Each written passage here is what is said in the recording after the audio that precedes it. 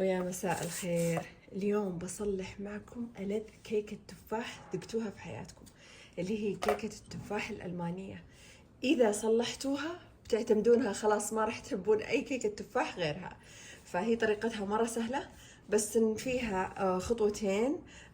ببدأ معكم بالخطوات. يعني أول شيء لازم نصلح الكرامبل اللي فوق ونحطه في الفريزر، بعدين نصلح الطبقات الثانية، بعدين نرجع الكرامبل نبشره ونحطه فوقها. فأول شيء نبدأ أن القالب 9 إنش، ويفضل يكون قالب تشيز كيك. طبعا هذه القوالب مرة ممتازة، سميكة، الطبقة حقتها ما تحرق الكيك، ميب زي الموديلات الثانية التجارية اللي الطبقة خفيفة وتحرق الكيكة. طيب كذا قصينا القاعدة حقت الكيكة، والحين نبدأ في الكرامبل. طيب أول شيء نحتاج 75 جرام من الزبدة. أنا بحاول أقيس من عندي كذا وشوف كم يجي. بعلمكم بالكاسات،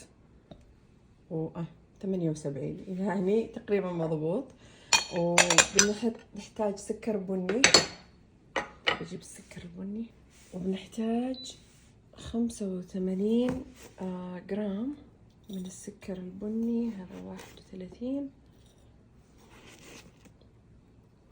كذا. اوبس، نرجع ناخذ شوي، هذه 85 تقريبا. طبعا بحسبها لكم بالكاسات بالملاعق للي ما يبغى يستخدم الجرامات.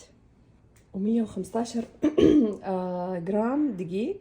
نصفر الميزان ونبدأ نوزن 115. طبعا الجو الآن جو أمراض والحلق الملتهب، احنا هالحين في فبراير وجو الأمراض.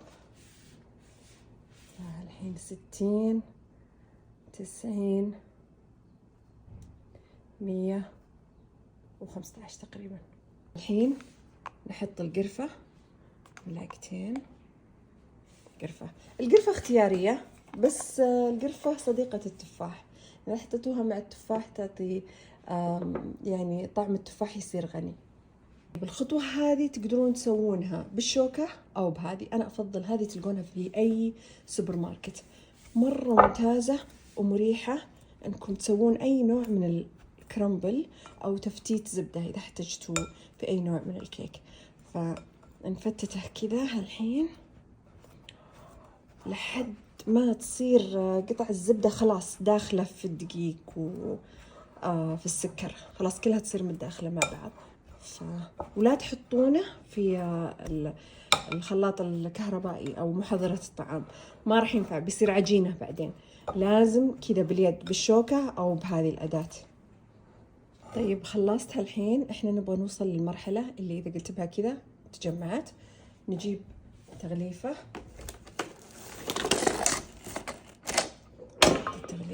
كذا،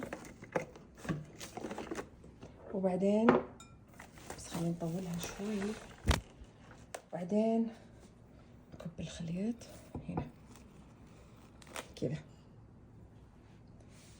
ونحاول ان احنا نجمع الخليط. دقيقة بقصها، وبعدين حاول قدر الامكان اني اجمع كذا. شفتوا كيف؟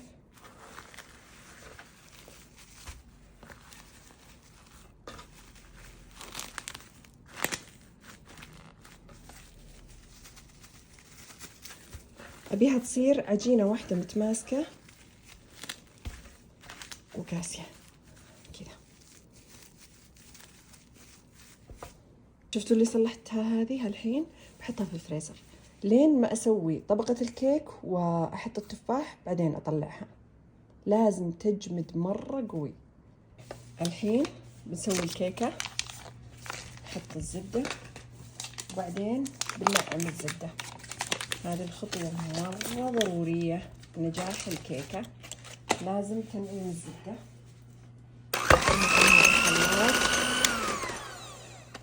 أول شيء نضغط شوي، تشوفون كيف الزبدة طرية.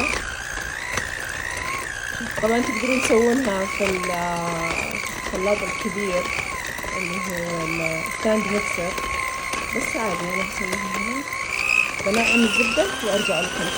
شفتوا كيف نعمنا الزبدة؟ شفتوا كيف صار لونها فاتح وصارت كريمية؟ هذا اللي ابغى اوصل له. نحط عليها السكر البني وبعدين نخلطها بعد، نعمها مع السكر مضبوط. ننظف الأطراف عشان كل شيء يمتزج مضبوط، ما يصير في شيء ناشف في الطرف.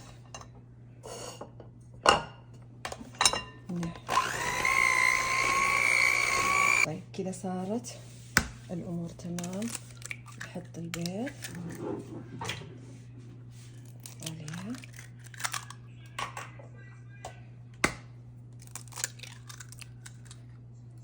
نحط الفانيلا،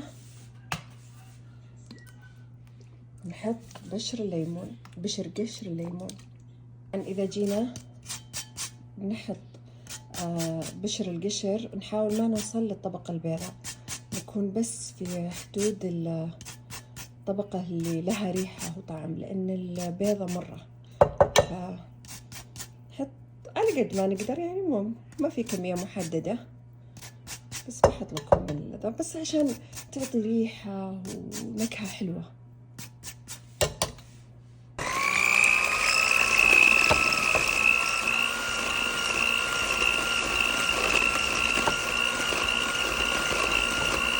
طيب الحين نحط الدقيق مع البيكنج باودر والحليب بالتناوب. الحليب 3 ملاعق صغار، ونخلط بالتناوب.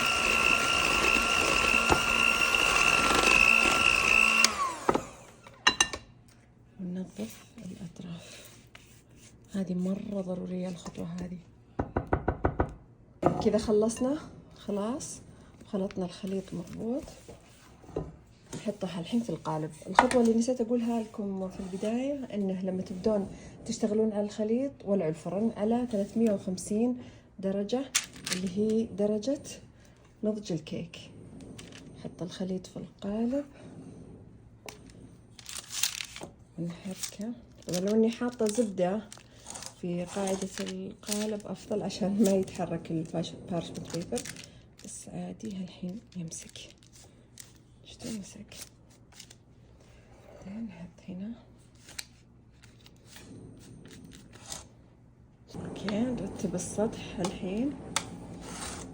سوري على الازعاج، الجيران عندهم عمال. رتبنا السطح كذا ولا احسن. الحين بنقطع التفاح.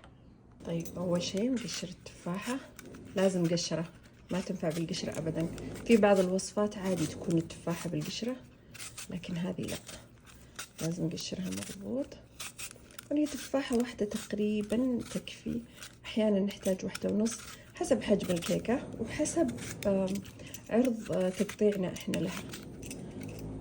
كذا صارت مضبوطة. طبعا بستخدم هذه اسهل،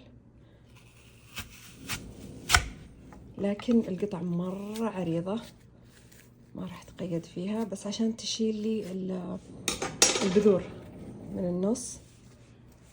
وبعدين اقطع القطع النص كذا، شكلها كذا ابغى قطعة تفاح، فبقطعها وارجع لكم.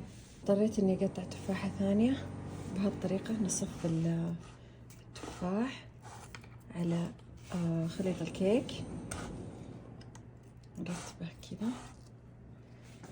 نحسها عريضة شوي نصغرها، وانتم عاد ومزاجكم، تحبون التفاح عريض تحبونه سخيف، على كيفكم. شوف اللي احسها شوي عريضة نحذفها نحطها.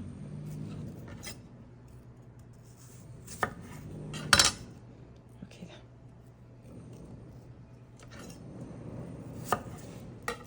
نكمل على التفاح وارجع لكم. طيب شفتوا اللي سويتوه في البداية؟ بفكه الحين وابشره بالمبشرة مع الجهة العريضة هذه. بس بطلعه وأحاول أكون سريعة، وخصوصا إذا كنتم بتشتغلون في الصيف حاولوا تكونون سريعين. تبشرونه كذا، مو لازم يكون مرتب، بس مجرد عشان يطلع بهالطريقة كذا. بس حاولوا تكونوا سريعين أو تبشرونه في مكان بارد عشان ما يعجن، يصير كذا. أنا أبغاه كذا، شفتوا كيف؟ أبشره الحين، ترى ينبشر مرة بسهولة وبسرعة. نشيل هذا، والقطع الكبيرة نبشرها، وبعدين نبشر هذا كذا. بشرناه كله، نشيله، نجيب الكيكة بعدين نحطه فوق الكيكة. هذا الخطوة لازم تكون سريعة شوي، ما نبغاه يذوب نهائيا. خلاص وهو بارد كذا هنفتت اللي كبر شوي، وهو بارد كذا ندخله هالحين الفرن. خلاص الفرن يكون جاهز، ما نبشرها ولا نحطها فوق الكيك إلا والفرن واصل 350. خلاص على طول ندخلها.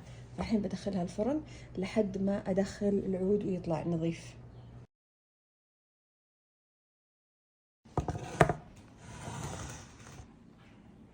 طيب بعد ما بردت الكيكة وقطعتها وصورتها، بوريكم من جوا. شوفوا كيف، تشوفون طبقة التفاح والكرامبل والكيكة الطرية. شوفوا طرية، بقى معكم شوفوا بس الطراوة.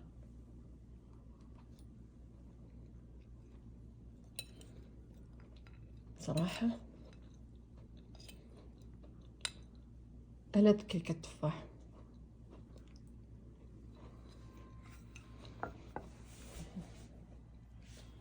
ما أعرف شلون أوصفها. كيك طري، تفاح مو بذايب مرة، في قرمشة. هذه الطبقة اسمعوها مقرمشة. الجيرمان أبل كيك هذه من ألذ كيكات التفاح، لازم تجربونها.